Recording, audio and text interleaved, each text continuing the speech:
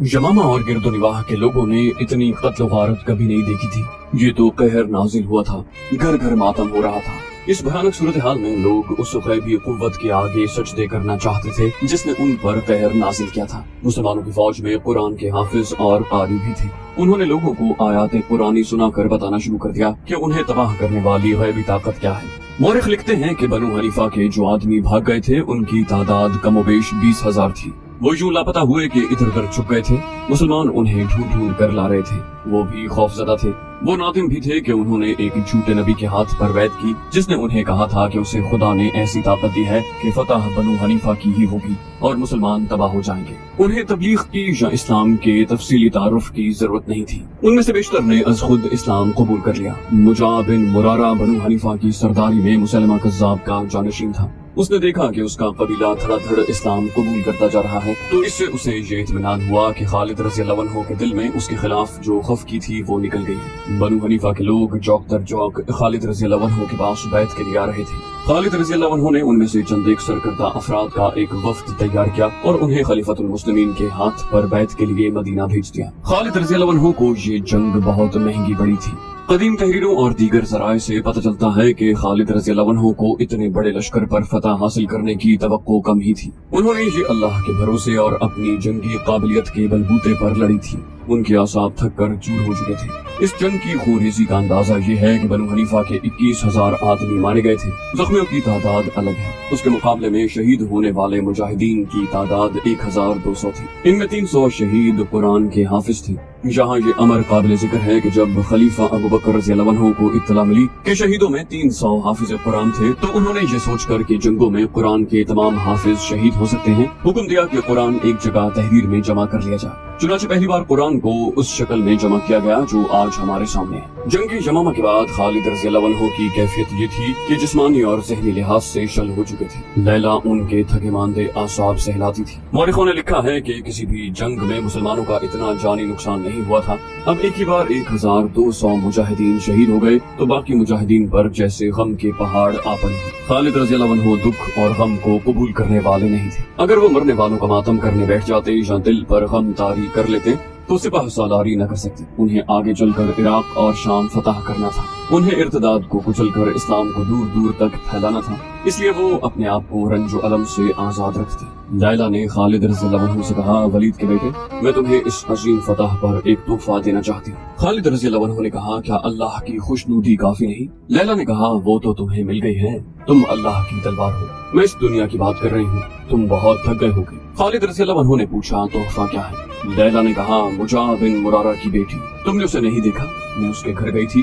बहुत खूबसूरत लड़की है, यमामा का हीरा है। वो तुम्हें चाहती भी है। कहती है कि खालिद अजीम इंसान है जिसने हम पर फतह पाकर भी ऐलान किया है कि किसी औरत को लौंडी नहीं बनाया जाएगा। हालांकि उसे यमामा की औरतों ने धोखा दिया। उस दौर में अरबों के यहाँ सौकन का तसव्वुर नहीं था। खालिद रज़ियल्लाहु अन्हु ने मुजा बिन मुरारा से कहा कि वो उसकी बेटी के साथ शादी करना चाहते हैं। मौरिखों ने लिखा है कि मुजा इतना हैरान हुआ जैसे उसने गलत सुना हो। उसने पूछा, क्या कहा तूने वलीद की बेटी? खालिद रज़ियल्लाहु अन्हु ने अपनी बात दोहराई, मैं तुम्हारी बेटी के साथ शादी करना चाहता हूँ। मुजा ने कहा, क्या खलीफा अबू बकर हम दोनों से खफा न होंगे? खालिद रज़ियल्लाहु अन्हु इसी बात पर इसरार करते रहे कि वो मुजा की बेटी के साथ शादी करेंगे। आखिर उन्होंने उस हसीन और जवान लड़की को अपने अक़द में ले लिया। ये खबर मदीने पहुंची तो खलीफतुल मुस्लिमीन अबू बकर सिद्दीक रज़ियल्लाहु अन्हु ने खालिद रज़ियल्लाहु अन्हु को खत लिखा, वलीद के बेटे, तुम्हें क्या हो गया है? शादियां करते फिरते हो। तुम्हारे खेमे के बाहर 1200 मुसलमानों का खून बह गया। तुमने शहीदों का खून भी खुश्क नहीं होने दिया। ये मामला सरजनिश के खत पर ही खत्म हो गया। खलीफा अबू बकर रज़ियल्लाहु अन्हु ने खालिद रज़ियल्लाहु अन्हु को ये पैगाम भी भेजा कि वो यमामा के इलाके में रहें और अगले हुक्म का इंतजार करें। खालिद रज़ियल्लाहु अन्हु मुजा की बेटी और लैला को साथ लेकर यमामा के करीब वादी विबर में जा ख़ैमज़न हुए। 2 माह के बाद उन्हें अगला हुक्म मिला। फरवरी 633 ईस्वी के पहले हफ्ते ज़िक़ाद 11 हिजरी के आखिरी हफ्ते के एक दिन खलीफा अबू बकर सिद्दीक रज़ियल्लाहु अन्हु से मिलने एक शख्स आया जिसने अपना नाम मुसन्ना बिन हारिसा शैबानी बताया। खलीफा के लिए और अहले मदीना के लिए वो एक गैर अहम बल्कि गुमनाम आदमी था। अगर ऐसा शख्स किसी बादशाह के दरबार में जाता तो उसे वहाँ से निकाल दिया जाता, लेकिन अबू बकर रज़ियल्लाहु अन्हु किसी अक़लीम के बादशाह नहीं बल्कि शहनशाह दो जहां के खलीफा थे, जिनके दरवाजे हर किसी के लिए खुले रहते। ये शख्स जब खलीफा अबू बकर सिद्दीक रज़ियल्लाहु अन्हु के पास आया, उस वक्त उसके चेहरे पर थकन और शब-ए-तारी की गहरी परछाइयां थी, कपड़ों पर गर्द थी और वो कुदरती रवानी से बोल भी नहीं सकता था। अमीरुल मोमिनीन अबू बकर रज़ियल्लाहु अन्हु ने पूछा, क्या मुझे कोई ये बता सकता है कि ये अजनबी मेहमान कौन है? ये शख्स जिसने अपना नाम मुसन्ना बिन हारिसा बताया है, ये मामूली आदमी नहीं। कैस बिन आसिम ने जवाब दिया, अमीरुल मोमिनीन, इसके यहाँ आने में कोई फरेब नहीं। शोहरत और इज्जत जो इसने पाई है वो अल्लाह हर किसी को अता करे। हरमज जो इराक में फारिस का सालार है और जिसकी फौज की धाक बैठी हुई है। मुसन्ना बिन हारिसा का नाम सुनकर सोच में पड़ जाता है। किसी और ने कहा, अमीरुल मोमिनीन, आपका अजनबी मेहमान बहरैन के इलाके बकर बिन वाइल का मोअज़्ज़ज़ फर्द है। ये इस्लाम कबूल करने वाले उन लोगों में से हैं जिन्होंने कुफ्र और इर्तिदाद की आंधियों में इस्लाम की शमा रोशन रखी है, और इसने हमारे सालार अला बिन हजरमी के साथ मिलकर इराक की सरहद के इलाकों में मुर्तदीन के खिलाफ लड़ाइयाँ लड़ी हैं। अमीरुल मोमिनीन का चेहरा चमक उठा। अब उन्होंने मुसन्ना बिन हारिसा को बदली हुई निगाहों से देखा। उनके जहन में अरबी मुसलमानों के वो कबाइल आ गए जो ईरानियों के महकूम थे। ये इराक के इलाके में आबाद, ये बनु लखम, तगलब, अयाद, निम्बर और बनु शैबान थे। एक रिवायत के मुताबिक ये वो अरबी बाशिंदे थे जिन्हें पहली जंगों में ईरानी जंगी कैदी बनाकर ले गए और उन्हें दजला और फरात के डेल्टा के दलदली इलाके में आबाद कर दिया। इन कबाइल ने ईरानियों का गुलाम होते हुए भी अपने अकीदों को अपने वतन के साथ वाबस्ता रखा। अरब में इस्लाम को फरोग मिला तो उन्होंने भी इस्लाम कबूल किया। इराक से सजा जैसे चंद अफराद ने नबूवत के दावे किए तो इन महकूम अरबों ने उस इर्तिदाद के खिलाफ महाज बना लिया। उधर मुसलमान एक ऐसी जंगी ताकत बन चुके थे जिनके सामने मुर्तदीन और कुफ्फार के मुतहिदा लश्कर भी न जम सके। मैदानी जंग से हटकर मुसलमान जो अकीदा पेश करते थे वो दिलों में उतर जाता। इस तरह से मुसलमान अस्करी और नजरियाती लिहाज से छाते जा रहे थे, लेकिन अभी वो आतिश परस्त ईरानियों के खिलाफ टक्कर लेने के काबिल नहीं हुए थे। ईरान उस वक्त की बड़ी ताकतवर बादशाही थी जिसके तूल और अर्ज का हिसाब न था। उस बादशाही की फौज तादाद और हथियारों के लिहाज से बहुत ताकतवर थी। सिर्फ रूमी थे जिन्होंने उनसे जंगें लड़ी और उन्हें कुछ कमजोर कर दिया था। उसके बावजूद खलीफा अबू बकर रज़ियल्लाहु अन्हु ईरान की बादशाही में रसूलुल्लाह सल्लल्लाहु अलैहि वसल्लम का पैगाम पहुंचाने का तहैया किए हुए थे। ईरानी न सिर्फ ये कि इस्लाम को कबूल करने पर तैयार न थे, बल्कि वो इस्लाम का मजाक उड़ाते थे। अगर मुसलमानों का कोई एलची उनके किसी इलाके के अमीर के दरबार में चला जाता तो वो उसकी बेइज्जती करते और बाज को कैद में डाल दिया करते। हुकूमतों और हुक्मरानों के अंदाज और ख्यालात अपने ही होते हैं, उनके सोचने के अंदाज भी मसलहत और हालात के ताबे होते हैं, लेकिन अवाम की सोचें उनके जज्बों की ज़ेर असर होती हैं और मुल्क मिल्लत की खातिर अवाम आग उगलते पहाड़ों के खिलाफ भी सीना सुपर हो जाती। उस दौर में इराक ईरान की बादशाही का एक सूबा था। उसका अमीर यहाँ के हरमज था जो उस दौर में माना हुआ जंगजू और निडर जंगी कायद था। जालिम और बदतैनत इतना कि उसके इलाके के लोग किसी के खिलाफ बात करते तो कहते थे वो तो हरमज से बढ़कर कमीना और बदफितरत है। उसके जुल्म सितम का ज्यादातर शिकार मुसलमान थे जो दजला और फरात के संगम के इलाके में रहते थे। उनसे हरमज की यही दुश्मनी थी कि वो इस्लाम के पैरोकार थे। किसी ईरानी के हाथों किसी मुसलमान का कत्ल हो जाना और किसी मुसलमान औरत का अगवा कोई जुर्म न था। काफिरों की तरह ईरानी मुसलमानों को तकलीफ पहुंचाकर किसी बहाने उनके घरों को लूटकर और जलाकर खुशी महसूस करते। मुसलमान खौफ व हरास में जिंदगी गुजार रहे थे। मुसलमान जिस इलाके में आबाद थे उसकी जमीन सोना उगलती थी। अनाज और फलों की पैदावार के लिए वो इलाका बड़ा ही जरखेज था। ये इलाका जो कमोबेश 300 मील लंबा था, जरखेजी और शाताबी के अलावा कुदरती मनाजिर की वजह से हसीन खित्ता था। हाकिम ऐशो इशरत के लिए उस इलाके में आते और कुछ दिन गुजार कर जाते। इस जरखेज और शादाब इलाके में मुसलमानों को आबाद करने का ये मकसद नहीं था कि वो खेती बाड़ी करें और खुशहाल रहें, बल्कि उन्हें यहाँ मज़ारों की हैसियत से रखा गया था। वो जमीन का सीना चीर कर शबाना रोज मेहनत और मुशक्कत से अनाज और फल उगाते, मगर उसमें से उन्हें उतना ही हिस्सा मिलता जो उन्हें महज जिंदा रखने के लिए काफी होता। जमीन की उगली हुई तमाम दौलत हाकिमों के घरों में और ईरानी फौज के पास चली जाती। मुसलमान मज़ारों के लिए गुर्बत और ईरानियों की नफरत रह जाती थी। मुसलमान अपनी जवान बेटियों को घरों में छुपा कर रखते थे। किसी ईरानी फौजी को कोई मुसलमान लड़की अच्छी लगती तो वो किसी न किसी बहाने या उसके घर वालों पर कोई इल्जाम आयद करके उसे अपने साथ ले जाता। ईरानी फौजी किसी बहाने के बगैर भी मुसलमान लड़कियों को अपने साथ जबरदस्ती ले जा सकते थे, लेकिन गुलामी और मजलूमियत के बावजूद मुसलमानों में गैरत का जज्बा मौजूद था। पहले पहल जबरदस्त अगवा की वारदातें हुई तो मुसलमानों ने 2-3 फौजियों को कत्ल कर दिया। मुसलमानों को इसकी सजा तो बड़ी जालिमाना मिली थी और उन्हें अपनी लड़कियों को बचाने की कीमत भी बहुत देनी पड़ी थी, लेकिन जबरदस्ती अगवा का सिलसिला रुक गया था। आतिश परस्त ईरानी अपने फौजियों को सांडों की तरह पालते थे।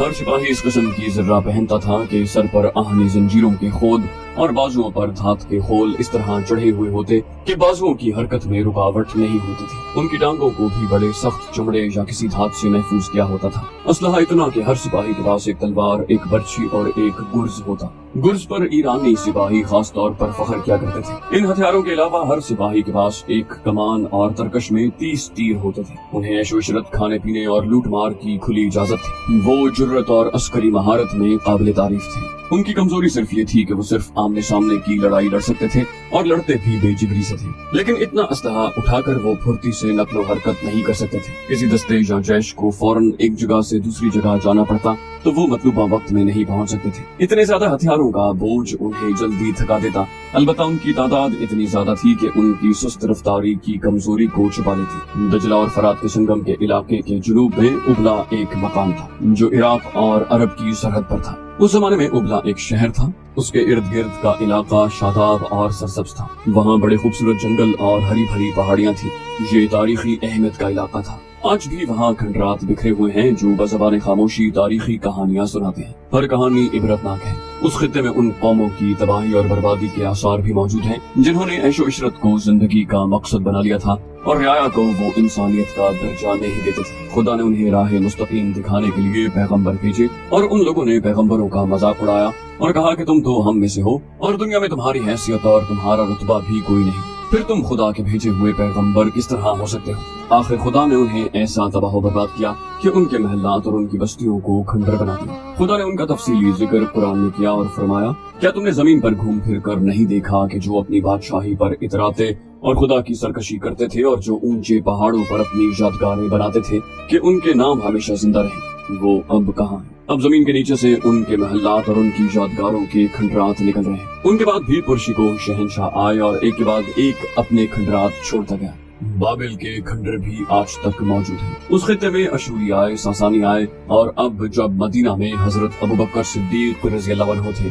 दजला और फरात के इस हसीन और इबरत अंगेज खित्ते में ईरानियों का तूती बोल रहा था और ये आतिश परस्त कौम पहली कौमों की तरह यही समझती रही कि उसे तो जवाल आ ही नहीं सकता। वो महकूमों के खुदा बने हुए थे। एक नौजवान मुसलमान लड़की अपनी सहेली से पूछ रही थी, बिन्ते सऊद, खुदाम नहीं आया? ज़हरा बिन्ते सऊद की आंखों में आंसू आ गए और उसने आह भरकर मुंह फेर लिया। सहेली ने ज़हरा से कहा, तुम कहती थी कि वो तुम्हें धोखा नहीं देगा। खुदा न करे वो उस बदबख्त ईरानी के हाथ चढ़ गया।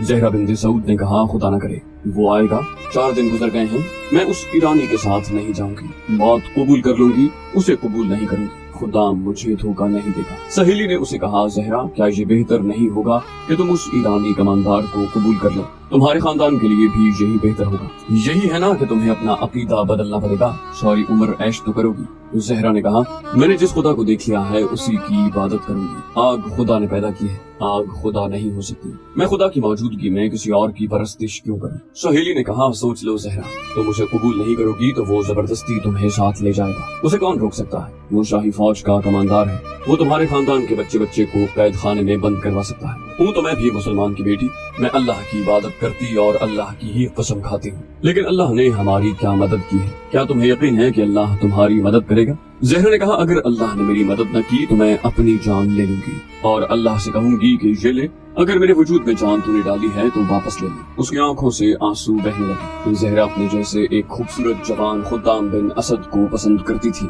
और खुदाम उस पर जान निसार करता था। उनकी शादी हो सकती थी, लेकिन शिमर ईरानी फौज का एक कमांडर था जिसकी नजर ज़हरा बिन्ते सऊद पर पड़ गई थी। उसने उस लड़की के बाप से कहा था कि वो उसकी बेटी को बड़ी आसानी से घर से ले जा सकता है, लेकिन वो ऐसा नहीं करेगा। शिमर ने कहा, मैं तुम्हारी बेटी को माले गनीमत समझकर नहीं ले जाऊंगा, इसे 2 घोड़ों वाली उस बग्घी पर ले जाऊंगा जिस पर दुल्हे अपनी दुल्हनों को ले जाया करते हैं। तुम लोगों को फख्र से बताया करो कि तुम्हारी बीवी एक ईरानी कमांडर की बीवी है। ज़हरा के बाप ने कहा था, लेकिन ईरानी कमांडर, तुम्हारा एहतराम हम पर लाजिम है। अगर लड़की तुम्हारी दुल्हन बनना चाहेगी तो हम उसे नहीं रोकेंगे। ईरानी कमांडर ने इस नफरत से जिससे वो हर मुसलमान से बात किया करता था कहा, तुम गलीज अरबी, तू बेटियों को जिंदा दफन कर देने वाली कौम में से है और कहता है कि अपनी शादी का फैसला तेरी बेटी खुद करेगी। जरतुश्त की कसम, अगर तेरी बेटी ने अपना हाथ मेरे हाथ में न दिया तो तुझे और तेरी बेटी को उन कोठरियों में बंद कर दूंगा जिनमें कोढ़ी बंद है। बहुत थोड़ी मोहलत दूंगा बूढ़ी। उसके साथ उसके 3 घुड़सवार सिपाही थे। उन्होंने बड़ा जोर का पैका लगाया। एक सिपाही ने उसे धक्का देकर कहा, मदीना बहुत दूर है बदबख्त बूढ़े, तेरा अमीरुल मोमिनीन तेरी मदद को नहीं आएगा। जहरा के बाप को और उसके भाइयों को मालूम था कि वो ईरान के एक सिपाही की भी हुक्मदुली नहीं कर सकते। ये तो कमानदार था। उन्हें ये भी मालूम था कि शिमर उनकी बेटी को उठवा भी सकता है और वो कुछ नहीं कर सकते। लेकिन इस खत्ते के मुसलमानों के दिलों में आग के पुजारियों की जो नफरत थी वो उन्हें मजबूर कर रही थी कि वो उनके गुलाम होते हुए भी उनकी गुलामी कबूल न करें और उनका अंजाम कितना ही भयानक क्यों न हो उसे बर्दाश्त करें। उन्हें अपने अल्लाह पर भरोसा था। जहरा और खुदाम को मिलने से कोई नहीं रोक सकता था। वो फलों के बागात में काम करते थे। जिस रोज शिमर जहरा के घर आया था उसके अगले रोज जहरा खुदाम से मिली और खौफजदा लहजे में खुदाम को बताया कि ईरानी कमांडर क्या धमकी दे गया है। जहरा ने पूछा, हम यहाँ से भागना चले? खुदाम ने जवाब दिया, नहीं, अगर हम भाग गए तो ये बदबख्त तुम्हारे और मेरे खानदान के बच्चे बच्चे को कत्ल कर देंगे। जहरा ने पूछा, फिर क्या होगा? खुदाम ने कहा, जो खुदा को मंजूर होगा। जहरा ने झुंझलाते हुए लहजे में कहा, खुदा खुदा, वो खुदा जो हमारी मदद नहीं कर सकता। खुदाम ने उसे टोकते हुए कहा, जहरा, खुदा अपने बंदों को इम्तिहान में डाला करता है, बंदे खुदा का इम्तिहान नहीं ले सकते। खुदाम गहरी सोच में खो गया। जहरा ने कहा, ये तो हो नहीं सकता कि तुम उस आतिश परस्त शिमर का मुकाबला करो। खुदाम गहरी सोच में खोया रहा। जहरा ने पूछा, सोचते क्या हो? तुम उस शख्स को कत्ल तो नहीं कर सकते, हमारे सामने एक ही रास्ता है। खुदाम ने कहा, खुदा निजात का रास्ता भी दिखा देगा। जहरा ने कहा, तुम्हें एक और रास्ता भी दिखा सकती है, मुझे अपनी तलवार से कत्ल कर दो और तुम जिंदा रहो।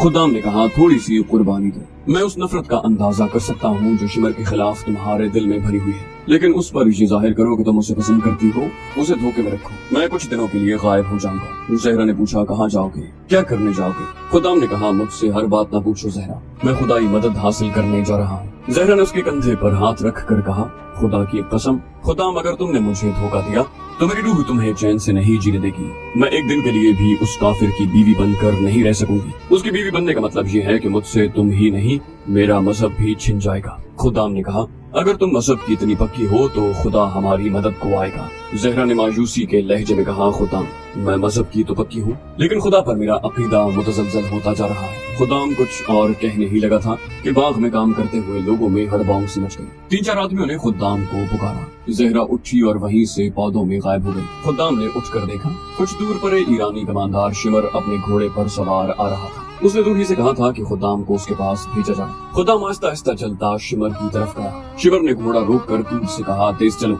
खुदाम ने अपनी चाल न बदली। शिमर ने एक बार फिर गरज कर उसे तेज चलने को कहा। खुदाम अपनी ही रफ्तार से चलता रहा। शिमर घोड़े से कूदकर उतरा और कूल्हों पर हाथ रख कर खड़ा हो गया। बाग में काम करने वाले मुसलमान दम बखुद देखते रहे। उन्हें मालूम था कि शिमर खुदाम की हड्डी पसली एक कर देगा, लेकिन खुदाम जब उसके सामने जा रुका तो शिमर ने हाथ भी न उठाया। शिमर ने खुदाम से हक़ारत आमेज लहजे में कहा, देख कमीने इंसान, मैं तुम्हारे बाप और तुम्हारी जवानी पर रहम करता हूँ। आज के बाद मैं तुम्हें उस लड़की के साथ न देखूं। खुदाम ने पूछा, अगर तुमने मुझे इस लड़की के साथ देख लिया तो फिर क्या होगा? शिमर ने कहा, फिर मैं तुम्हारे मुंह पर 1-2 थप्पड़ नहीं मारूंगा, तुम्हें दरख्त के साथ उल्टा लटका दूंगा। जाओ, मेरी नजरों से दूर हो जाओ। शिमर घोड़े पर सवार हुआ और चला गया। खुदाम वहीं खड़ा उसे देखता रहा।